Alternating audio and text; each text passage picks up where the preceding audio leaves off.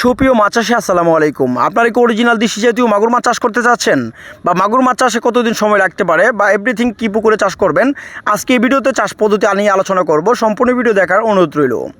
আপনারা জানেন দেশি জাতীয় মাগুর মাছ চাষে সর্বোচ্চ 5 থেকে 6 মাস সময় প্রয়োজন পড়ে, যা 5 থেকে 6 মাসে মাছের ওজনে দাঁড়ায় যে 4টা থেকে 5টা পিস কেজি মানে বিক্রি করা যায় দেশি জাতীয় মাগুর মাছের পোনা।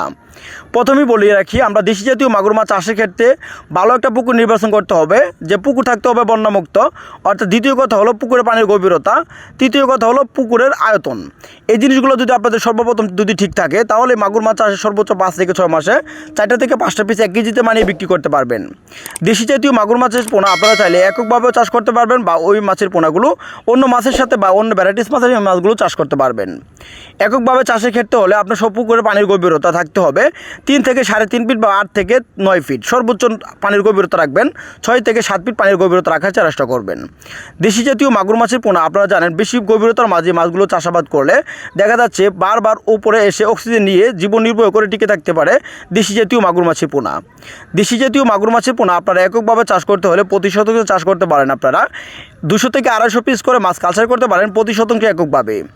দেশি জাতীয় মাগুর মাছ আপনারা যদি চান অন্য কাপ জাতীয় মাছের সাথে কালচার করতে হলে সেই ক্ষেত্রে কালচার করতে পারেন আপনারা 100 থেকে 150 পিস করে মাছ কালচার করতে পারেন অন্য ভ্যারাইটিস মাছের সাথে। দেশি জাতীয় মাগুর মাছের পোনা যেমন কেজিতে 100 থেকে 120টা বা 200, 300, 400, 500, 1000 থেকে 1500, 2000 লাইনের মাছের পোনাগুলো ও গুণগত মাছের পোনা তো আমাদের কাছ থেকে সংগ্রহ করতে পারবেন।